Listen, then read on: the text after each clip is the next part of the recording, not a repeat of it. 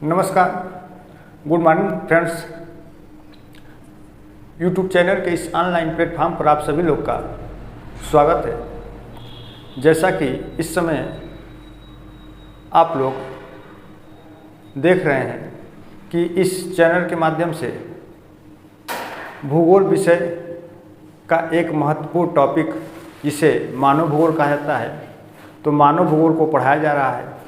और यह टॉपिक तमाम प्रकार की शिक्षक भर्ती परीक्षाओं जैसे TGT, PGT, LT grade, Bihar शिक्षक भर्ती, अन्य राज्यों के शिक्षक भर्तियों और टीजीटी, पीजीटी के परीक्षा की दृष्टि से बहुत ही महत्वपूर्ण है। और हम लोग इस समय मानव भूगोल के अंतर्गत मानव भूगोल की मौलिक विचारधाराओं को पढ़ रहे हैं। इन विचारधाराओं में हम लोगों ने दो विचारधाराओं को अच्छी तरीके से कवर किया, उसके बारे में हम लोगों ने अच्छी तरीके से पढ़ा। एक हम लोगों ने नियतिवाद को पढ़ लिया और दूसरा संभववाद को हम लोगों ने अच्छी तरीके से पढ़ लिया है। अब आज के सेशन में मित्र हम लोग नवनियतिवाद की विचारधारा को पढ़ेंगे। और यह नवनियतिवाद की विचारधारा एक संशोधित विचारधारा है नियतिवाद विचारधारा की। और यह नवनियतिवाद की विचारधारा का उदय तब हुआ जब नियतिवाद और संभववाद विचारधाराओं का दोनों का एक दूसरे पर, या यूं कह सकते हैं कि नियतिवाद विचारधारा प्रकृति की प्रबलता पर और संभववाद की विचारधारा मानव की कार्यकुशलता पर अधिक बल देता था। दोनों में प्रतिद्वंद की स्थिति थी और दोनों में एक कह सकते हैं कि ये दोनों ही एक दूसरे की प्रबलता को नकारते हैं और खुद की प्रबलता को स्वीकारते हैं। तो इन दोनों की अतिशयोक्ति को देखते हुए एक नवीन विचारधारा का सूत्रपात हुआ जिसे नवनियतिवाद विचारधारा के नाम से जाना गया। इस नवनियतिवाद विचारधारा के प्रवर्तक ग्रिफिथ टेलर को माना जाता है और यह ग्रिफिथ टेलर एक अमेरिकन स्कॉलर थे और साथ ही साथ Griffith Taylor zone strata theory के प्रतिपादक भी माने जाते हैं। जोन स्टेटा थ्योरी अर्थात प्रवास कटिबंध सिद्धांत के भी ये जनक या प्रतिपादक के रूप में माने जाते हैं। कौन? Griffith Taylor. तो आइए मित्र अब हम लोग शुरुआत करते हैं नवनियतिवाद की विचारधारा को। इसके पहले हम लोगों ने संभववाद की विचारधारा को पढ़ा। इस संभववाद की विचारधारा का जन्म 20वीं शताब्दी के पूर्वार्ध में फ्रांस में फ्रांसीसी भूगोलवेत्ताओं के द्वारा नियतिवाद की विचारधारा का खंडन करते हुए किया गया। और इस विचारधारा के जो जनक हैं विडार डी ला ब्लांस माने जाते हैं, जबकि संभववाद शब्द का प्रयोग सर्वप्रथम फैब्रे ने किया था। और संभववाद शब्द का प्रयोग करते हुए फैब्रे ने यह कहा था कि कहीं भी अनिवार्यता नहीं है बल्कि सर्वत्र संभावनाएं विद्यमान हैं और मनुष्य इन संभावनाओं के स्वामी के रूप में इसके प्रयोग का निर्णायक है। तो इतनी बातें हम लोगों ने अभी तक जाना और सीखा। अब आइए मित्र हम लोग पढ़ते हैं एक नई विचारधारा जिसे नवनियतिवाद की विचारधारा के नाम से जाना जाता है। इसे अन्य नाम से भी जाना जाता है, इसे वैज्ञानिकवाद के नाम से भी जाना जाता है, इसे रुको और जाओवाद के नाम से भी जाना जाता है। तो देखिए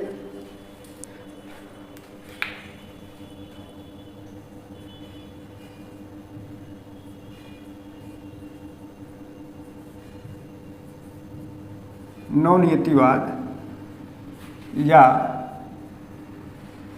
नियो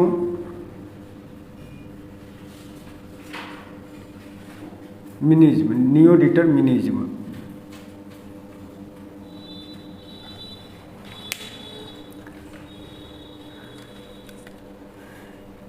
यह जो विचारधारा है नवनियतिवाद की विचारधारा, यह नियतिवाद की एक संशोधित विचारधारा है और यह व्यवहारिक जगत के बहुत ही समीप है।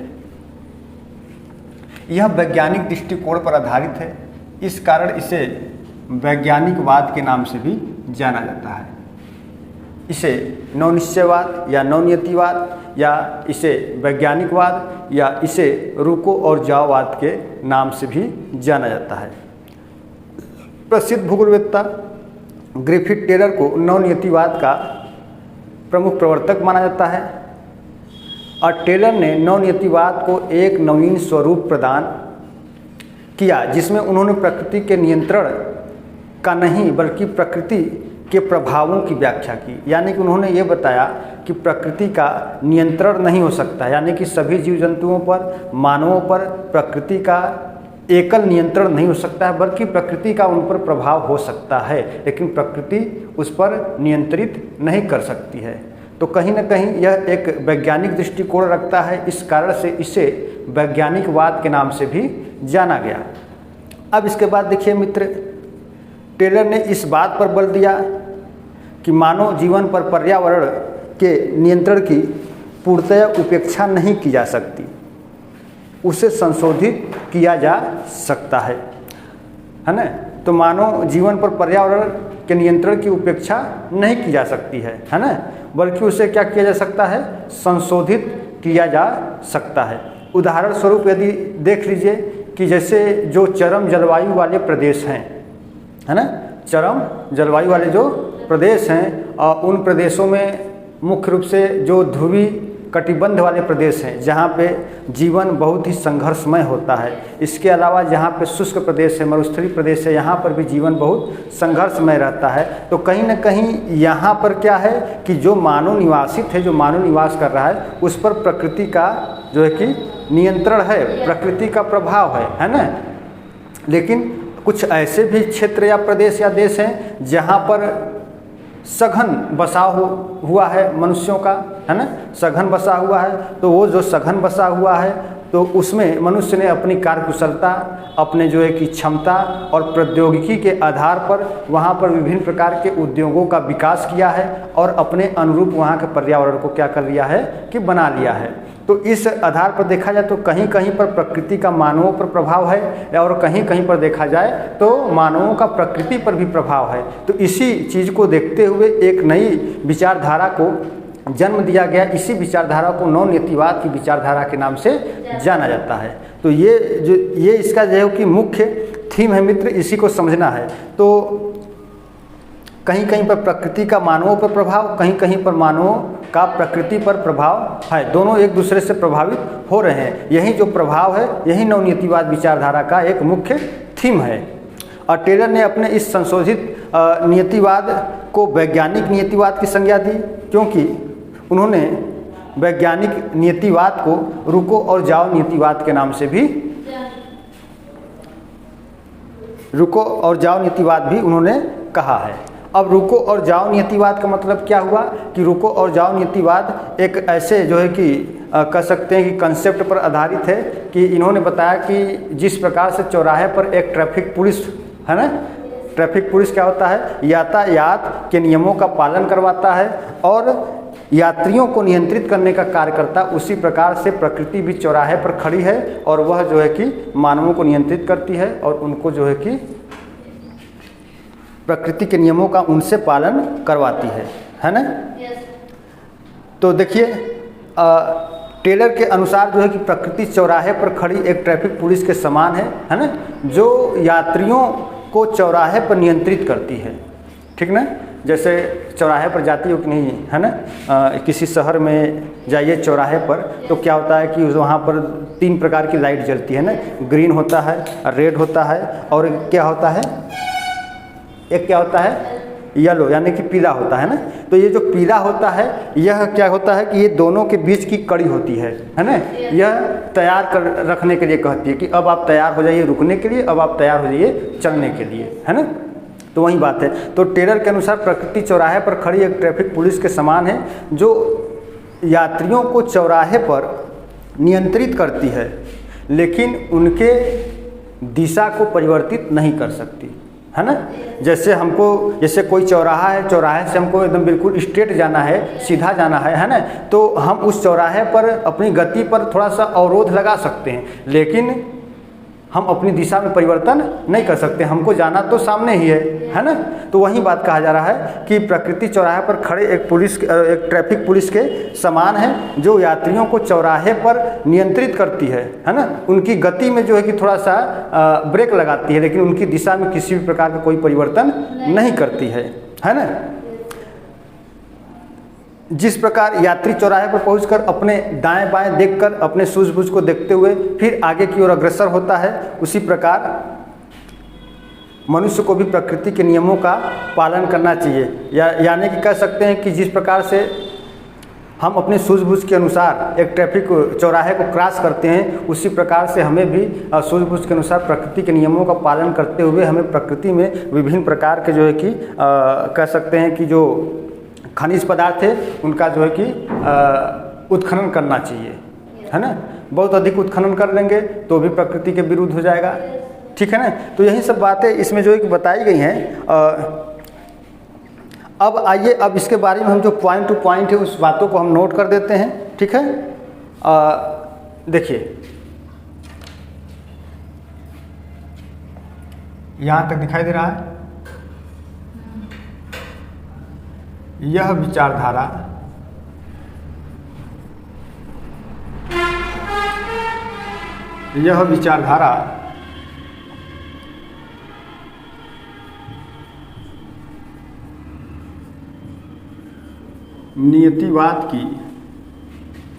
नियतिवाद की संशोधित विचारधारा है, संशोधित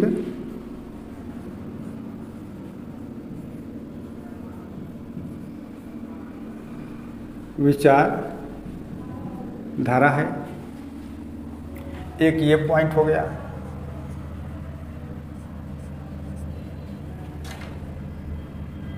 इस विचारधारा के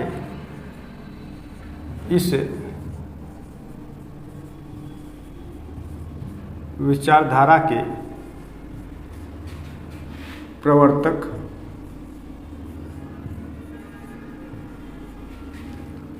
अमेरिकन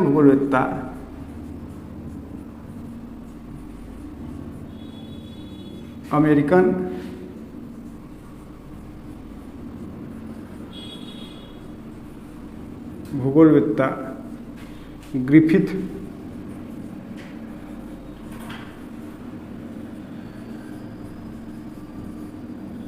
टेलर हैं।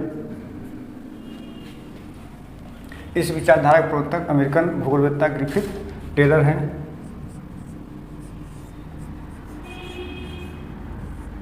टेलर ने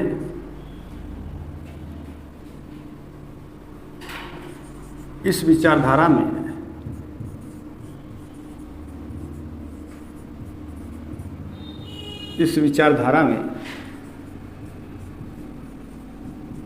वैज्ञानिक दृष्टिकोण को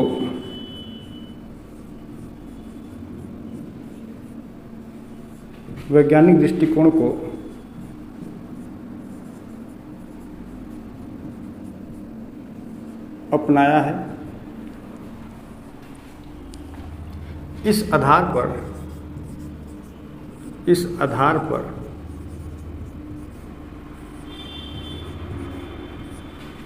इसे वैज्ञानिक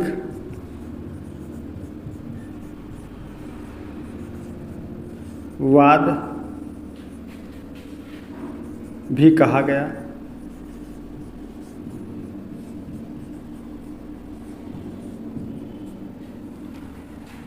टेलर ने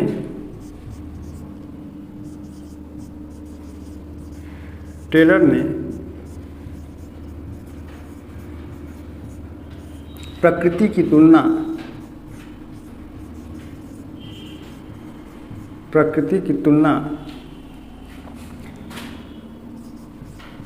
एक ट्रैफिक पुलिस के समान किया है। एक ट्रैफिक पुलिस के समान किया और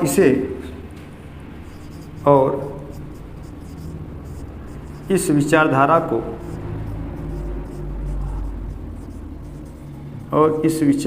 को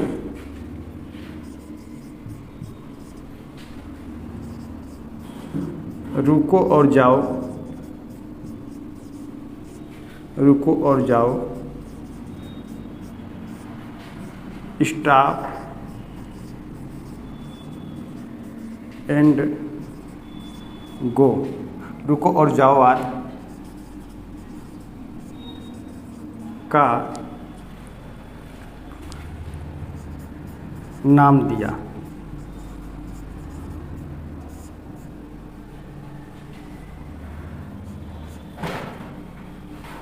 ठीक, तो ये देखिए इतने पॉइंट है कि यह विचारधारा नीतिवाद की एक संशोधित विचारधारा है। और इस विचारधारा के प्रवर्तक अमेरिकन भूगोलवेत्ता ग्रिफिथ टेलर है। ठीक है, कौन है? ग्रिफिथ टेलर है। टेलर ने इस विचारधारा में वैज्ञानिक दृष्टिकोण को अपनाया। इस आधार पर इसे वैज्ञानिकवाद के नाम से भी जाना जाता है। किस नाम से जाना जाता है? वैज्ञानिकवाद के नाम से भी जाना जाता है। टेलर ने प्रकृति की तुलना एक ट्रैफिक पुलिस के समान किया और इस विचारधारा को रुको और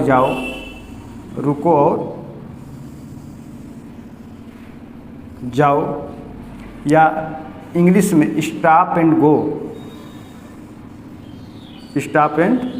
गो वाद का नाम दिया। ठीक, इतनी बातें देखिए इसमें नवनियतिवाद में है। ठीक ना? अब इसके आगे देखिए कि टेलर ने इसे रुको और जाओवाद का नाम दिया और ये मुख्य रूप से टेलर ने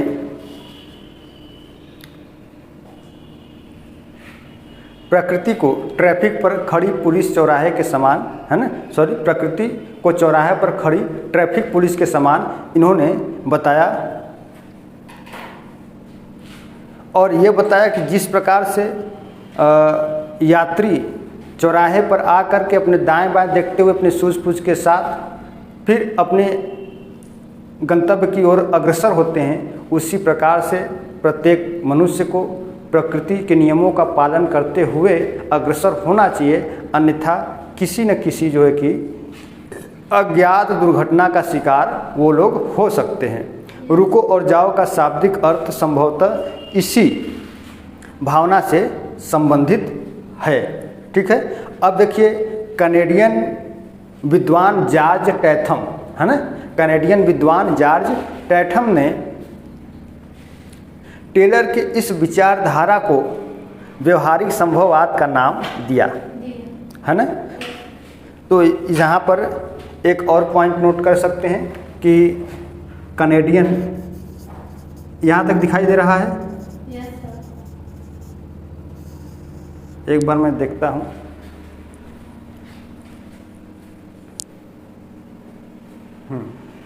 कनेडियन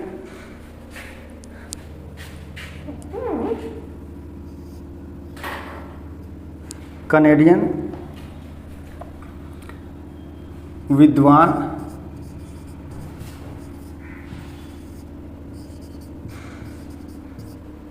जॉर्ज टैथम ने कनेडियन विद्वान जॉर्ज टैथम ने टेलर की इस विचारधारा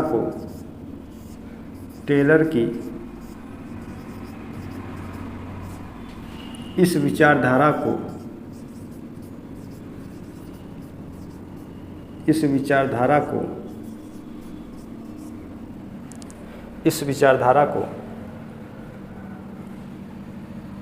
व्यवहारिक,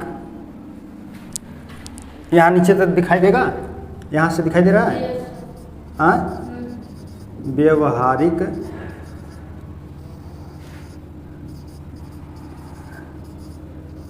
संभववाद का नाम दिया।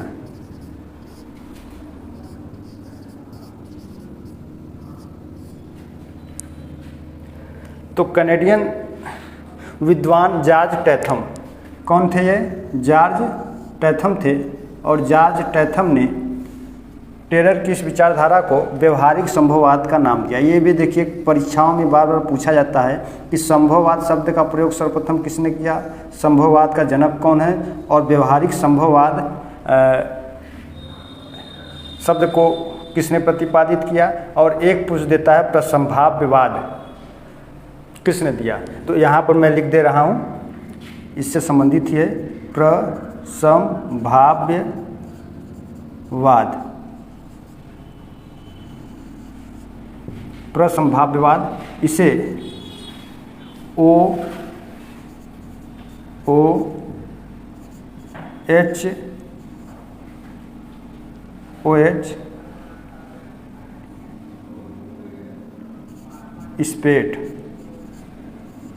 स्पेट ने दिया। तो ये भी बातें जो है कि नोट कर लीजिए आप लोग। देखिए ये बिल्कुल पॉइंट टू पॉइंट परीक्षाओं की दृष्टि से बहुत ही महत्वपूर्ण है, जो बार बार परीक्षाओं में पूछे जाते हैं, है ना। अब ये जो आप लोग का ये जो ऑनलाइन प्लेटफॉर्म है, ये देखा जाए तो निःशुल्क है और एक तरीके से आप लोगों को वो सारी चीज़ों को इसमें, या कह सकते हैं कि वो सभी महत्वपूर्ण कंटेंट यहाँ से उपलब्ध कराए जा रहे हैं। इसलिए आप लोग निरंतर बने रहें, अध्ययन करते रहें, और साथ ही साथ किताबों का भी अध्ययन करिए। और चैनल पर पहली बार आए हैं तो चैनल को सब्सक्राइब कर लीजिए, ताकि इससे जुड़ी हुई जो अगली वीडियो है आप लोगों को प्राप्त हो सके। और सहयोग के रूप में आप लोग मेरे साथ साथ अपने मित्रों का भी सहयोग करें, और इस वीडियो को अधिक से अधिक शेयर करें, और वीडियो अच्छी लगे तो वीडियो को लाइक करिए। अब देखिए इस विचारधारा के समर्थक में, अब हम लोग बात करते हैं इस विचारधारा के समर्थकों में। मैं देखिए मिटाने जा रहा हूं, और जो लोग स्क्रीनशॉट लेना चाहते हैं स्क्रीनशॉट ले लीजिए। चलिए अब हम लोग बात करेंगे नवनीतिवाद विचारधारा के समर्थक। समर्थक भी पूछता रहता है कि इनमें से नवनीतिवाद विचारधारा के समर्थक कौन से नहीं हैं, है ना, ये पूछ लिया जाएगा। तो आप लोग समर्थक भी एक जगह देख लीजिए कि कौन कौन से इनके समर्थक रहे हैं। और रही बात कि जो समर्थक होंगे वो भी यही, यानी कि कह सकते हैं कि जो नवनीतिवाद विचारधारा का जो मूल थीम है, समर्थक भी उसी थीम की बातों को कहेंगे, बस थोड़ा बहुत अंतर होगा। हालांकि अब कहीं कोई इसमें अपना कोई अलग से बात जोड़ा नहीं है, न किसी प्रकार का कोई स्टेटमेंट दिया है, इसलिए मैं सीधा समर्थक ही लिख दे रहा हूँ। कौन कौन से इनके समर्थक हैं, इस विचारधारा कौन कौन से समर्थक हैं। देखिए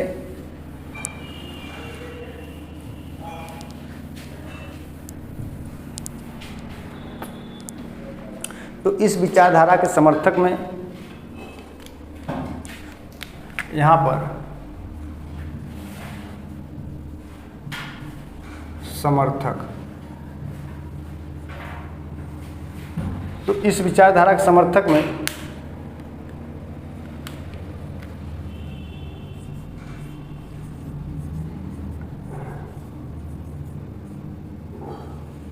Ellsworth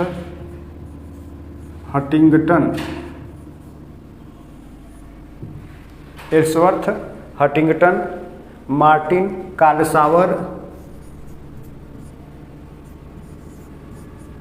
Martin Carl O Sauer, Herbertson फ्यूर,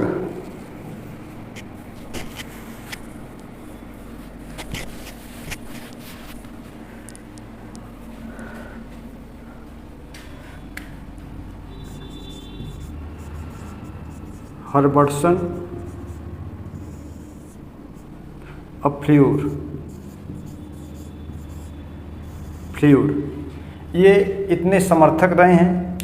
Ellsworth Huntington देखिए नियतिवाद के समर्थक में भी आते हैं, लेकिन बाद में चल कर के जब नव नियतिवाद की विचारधारा प्रकाश में आई तो फिर इन्होंने बताया कि जो जलवायु है, हालांकि ये नीतिवाद विचारधारा में इन्होंने ऐसा बताया कि जो जलवायु है या जलवायु प्रकृति से संबंधित है और जलवायु सभी भौतिक कारकों का एक मुख्य नियंत्रक करता होता है। फिर आगे चल कर के जब नवनीतिवाद की विचारधारा प्रकाश में आया तो इन्होंने नवनीतिवाद विचारधारा का समर्थन करते हुए ये कहा कि जलवायु कहीं न कहीं मनुष्य के क्रियाकलापों के द्वारा परिवर्तित हो रहा है, इसलिए और कहीं न कहीं जलवायु मनुष्यों के द्वारा प्रभावित हो रहा है और कहीं न कहीं मनुष्य जलवायु को प्रभावित कर रहा है।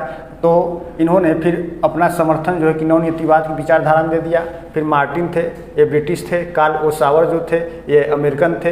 इन्होंने देखिए कल्चरल लैंडस्केप शब्दावली का प्रयोग किया था, CULTURAL, कल्चरल लैंडस्केप यानी सांस्कृतिक भूदृश्य शब्द का प्रयोग कार्ल सावर ने किया, सांस्कृतिक भूदृश्य। फिर हर्बर्टसन आए, ये भी ब्रिटिश थे, और ये फ्लूइड। तो ये इतने समर्थक में रहे हैं, तो इनके समर्थकों का नाम भी आप लोग नोट कर लीजिए। और प्रसंभाव्यवाद तो मैंने बता ही दिया था, यहाँ पे मैं एक बार पुनः लिख दे रहा हूँ,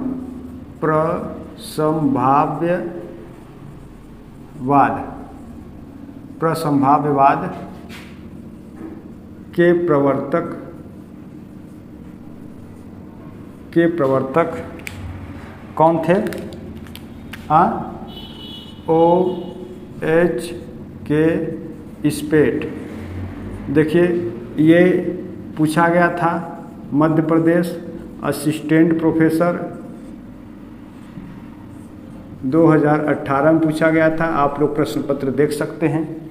और देखिए एक जो मैंने बताया कि रुको और जाओवाद, ये किसने दिया था? क्यों?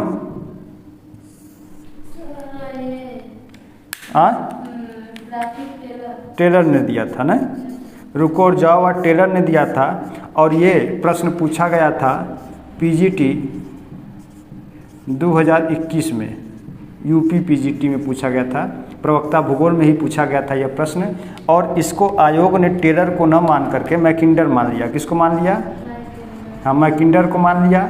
और क्योंकि देखिए आयोग भी कहीं न कहीं ये देखता रहता है, गलत आंसर की देता है एक आध दो प्रश्नों का, और ये देखता रहता है कि आखिर कितने ऐसे स्टूडेंट हैं जो अपने पढ़ाई के प्रति, अपने मेहनत के प्रति, अपने लगन के प्रति अवेयर हैं। यदि अवेयर होते तो कहीं ना कहीं ये लोग जितने भी विद्यार्थी थे उसमें मैं भी शामिल हूँ, ऐसी बात नहीं है।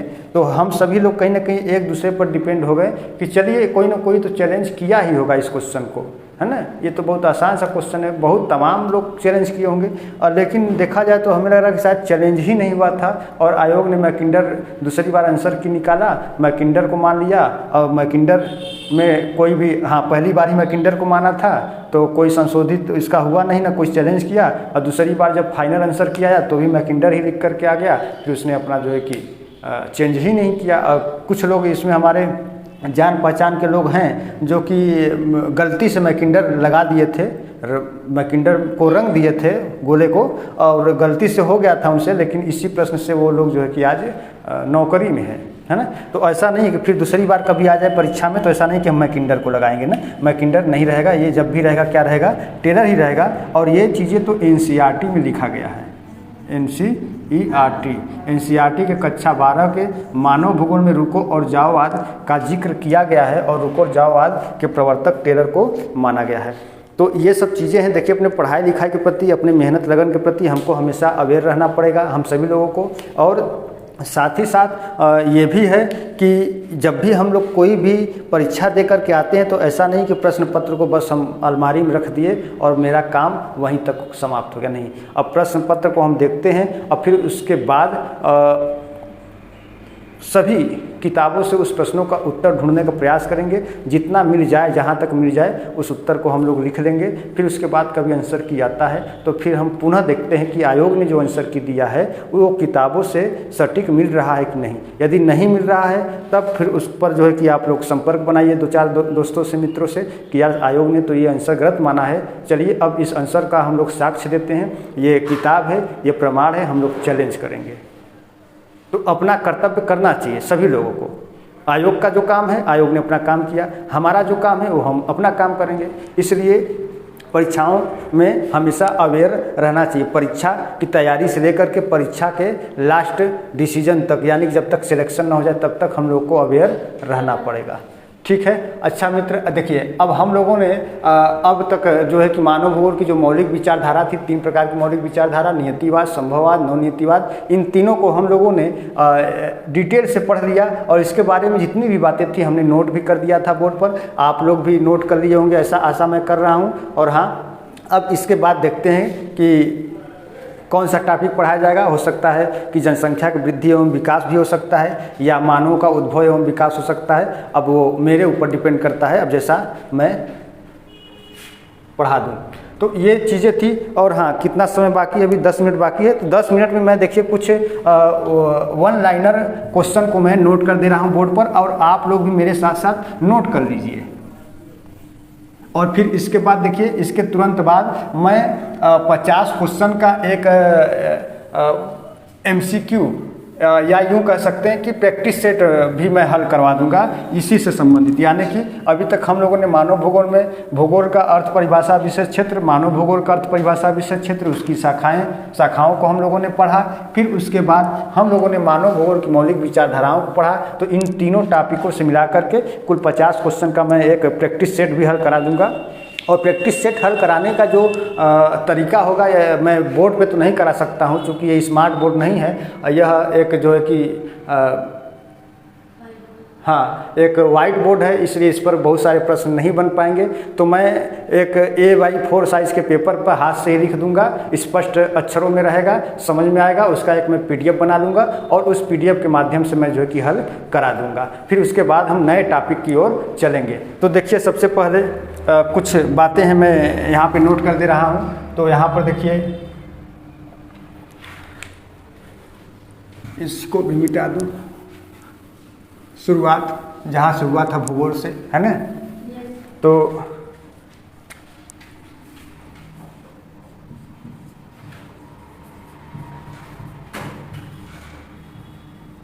भूगोल के पिता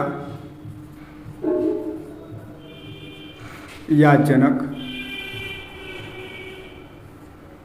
देखिए 2 लोगों को कहा जाता है। एक तरफ हिकैटियस है, एक तरफ कौन है? हिकैटियस है, और दूसरी तरफ कौन है? इरेटास्थनीज है ना। दूसरी तरफ कौन है? इरेटास्थनीज। तो जब कभी ऐसा सवाल आ जाए और दोनों ऑप्शन हो, हिकैटियस और इरेटास्थनीज दोनों हो, तो आंख मूंदे बिना सोचे समझे आपको कहाँ पे टिक लगाना है? इरेटास्थनीज को। यदि आयोग हिकैटियस मान लेता है तब आप लोग NCERT किताब से चैलेंज करिए। NCERT किताब में भूगोल का जनक या पिता इरेटास्थनीज को दिया गया है। अब NCERT से बड़ा कोई चीज़ नहीं है। अब इसके बाद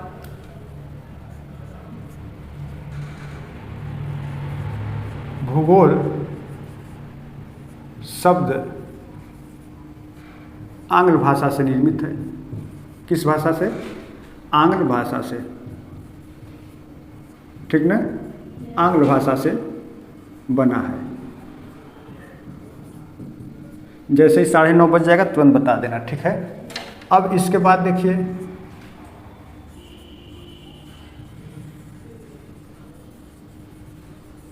जियोग्राफी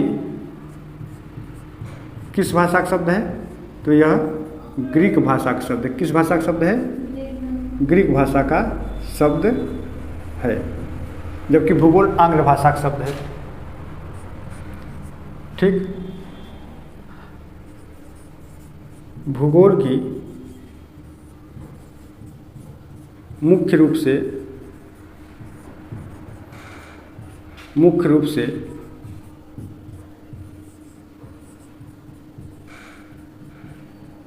दो शाखाएं हैं, एक भौतिक भूगोल और दूसरा कौन सा है?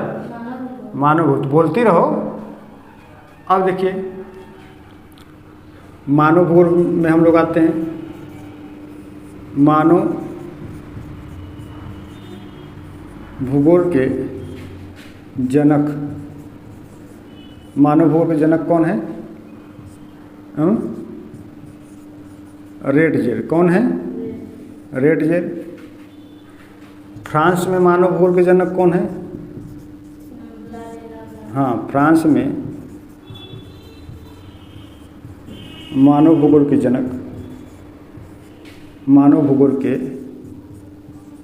जनक ब्लांस हैं।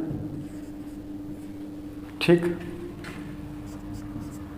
अब जो परिभाषाएं हैं तो उन परिभाषाओं को तो मैं नहीं लिख सकता हूँ पूरा, चूँकि समय भी कम है और बोर्ड में स्पेस भी कम है, तो इसलिए जो पॉइंट टू पॉइंट चीज़ें उसको मैं लिख दे रहा हूँ। संभववाद शब्द का प्रयोग,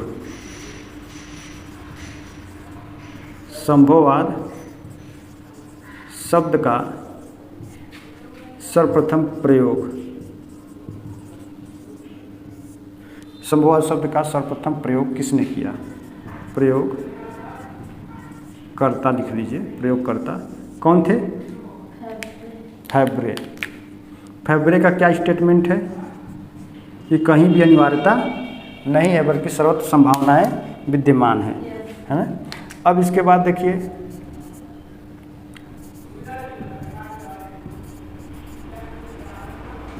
संभववाद के जनक कौन है?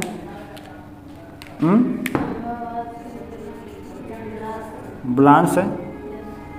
अब इसके बाद देखिए प्रसंभाव्यवाद किसने दिया?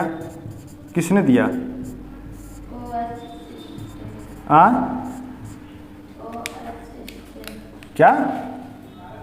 OH के स्पेट है। क्या लिखा है? स्पेट, ये है OH के स्पेट। ठीक है।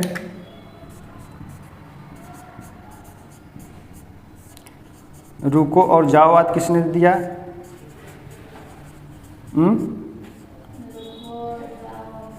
रुको और जाओवाद किसने दिया? टेलर ने दिया। किसने दिया? टेलर का पूरा नाम जानती हो? Griffith Taylor. कहाँ के रहने वाले थे? अमेरिका के। अब देखिए टेलर ने ही प्रवास कटिबंध सिद्धांत दिया। कौन सा सिद्धांत दिया? प्रवास कटिबंध सिद्धांत। नवनियतिवाद के प्रवर्तक, ये दिखाई दे रहा है यहाँ तक? दिखाई दे रहा है ना? नवनियतिवाद के प्रवर्तक, ये नवनियतिवाद के प्रवर्तक कौन है? टेलर है। ठीक है। तो नवनियतिवाद के प्रवर्तक भी कौन है? टेलर है। तो देखिए मित्र, इतनी बातें हम लोगों ने सीखा और जाना, और हम लोगों ने जो भूगोल और मानव भूगोल का अर्थ, परिभाषा, विषय क्षेत्र, उद्देश्य और उनकी शाखाओं के बारे में पढ़ा। फिर मानव भूगोल की मौलिक विचारधाराओं को पढ़ा। तो उनके जो पॉइंट टू पॉइंट चीज़ें थी मैंने यहाँ पर नोट कर दिया है, आप लोग भी नोट कर लीजिए। ये परीक्षा की दृष्टि से बहुत ही महत्वपूर्ण है कि संभववाद शब्द का सर्वप्रथम प्रयोग किसने किया? तो फैब्रे ने। संभववाद का जनक कौन है? तो ब्लांस है। ब्लांस और क्या है? फ्रांस में मानव भूगोल के भी जनक है ना। फ्रांस में मानव भूगोल के जनक कौन है? ब्लांस ही है। और ब्लांस ने ही संभववाद के प्रवर्तक माने जाते हैं। ठीक है। तो इतनी बातें देखिए मित्र हम लोगों ने आज सीखा और इसके बारे में हम लोगों ने पढ़ा। आशा करता हूँ कि आप लोग को भी अच्छी तरीके से समझ में आया होगा, और इसी तरीके से मैं आप लोगों को बिल्कुल सरल और स्पष्ट शब्दों में और सरल भाषाओं में आप लोग को बताने का मैं प्रयास करता रहूँगा और कोशिश करूँगा कि मेरे द्वारा जितना भी चीज़ आप लोगों को बताया जा रहा है वो बिल्कुल क्लियर होता रहे और समझ में आता रहे। अब क्लियर का मतलब ऐसा नहीं कि एकदम क्लियर हो जाए, सफ़ा नहीं, मतलब समझ में आता रहे, ऐसा चीज़ रहेगा। अब इसके आगे की जो होगी टॉपिक, अब मैं एक टॉपिक को निर्धारित कर लूँगा, उस टॉपिक के हिसाब से मैं शुरुआत करूँगा। और हाँ मित्र, जो भी टॉपिक पढ़ाऊँगा उसके बारे में डिटेल से बताऊँगा। उसमें कोई भी चीज़ कह सकते हैं कि एक तरीके से कंजूसी नहीं करूँगा, कोताही नहीं बरतूँगा कि उसमें कुछ चीज़ों को मैं छोड़ दूँ, है ना। तो ये चीज़ हो गया। अब देखिए, इसी से संबंधित मैं एक जो है कि प्रैक्टिस सेट भी हल करा दूँगा। हो सकता है कि आज मैं प्रैक्टिस सेट तैयार कर दूं 50 क्वेश्चन का, और उसको मैं कल हल करा दूंगा और आप लोग भी मेरे साथ साथ हल कर लीजिएगा, जो कि आने वाली आगे की परीक्षाओं की दृष्टि से बहुत ही महत्वपूर्ण होगा। और कुछ लोग का कमेंट आ रहा था कि पहले आप बीपीएससी टीआरई का प्रैक्टिस सेट हल कराते थे और उसको भी कराते रहिए, और कुछ लोग अभी भी करेंगे सर बीपीएससी का भी कुछ प्रैक्टिस सेट हल कराते रहिए ज्योग्राफी सब्जेक्ट का। तो आप लोग एक काम करिए कि मेरे चैनल के प्लेलिस्ट में जाइए, वहाँ पर बीपीएससी टीआरई के नाम से एक प्लेलिस्ट बना हुआ है, उसमें 32-33 वीडियो हैं, उसको आप लोग एक बार पुनः देख लीजिए। तो उसमें बहुत से 32-33 प्रैक्टिस सेट हैं और प्रत्येक प्रैक्टिस सेट में कम से कम मान के चलिए औसतन 60-70 क्वेश्चन हैं। तो बहुत अधिक क्वेश्चन हो गए हैं वहाँ पर, आप लोग वहाँ से भी प्रैक्टिस सेट हल कर सकते हैं। और हाँ, हो सकता है वहाँ पर कहीं ना कहीं किसी न किसी चीज़ों में कहीं कुछ प्रश्नों के उत्तर में कमी हो गई हो, तो आप लोग ज़रूर कमेंट कर दीजिएगा। हम उस प्रश्न को फिर से दोबारा देखेंगे और आप लोग के कमेंट के आधार पर मैं उसका पुनः उत्तर देने का प्रयास करूँगा। तो ठीक, अच्छा मित्र, आज के क्लास में बस इतना ही। फिर मिलते हैं हम लोग कल प्रैक्टिस सेट के साथ, और फिर उसके बाद नेक्स्ट क्लास में हम लोग एक नई टॉपिक, मानव भूगोल के ही नई टॉपिक के साथ मिलते हैं। तो आज के क्लास में मित्रों बस इतना ही, और बहुत बहुत धन्यवाद। और वीडियो को लाइक करिए, शेयर करिए, चैनल से जुड़िए, और जो लोग चैनल पर पहली बार आए हैं वो लोग चैनल को अवश्य सब्सक्राइब कर लें।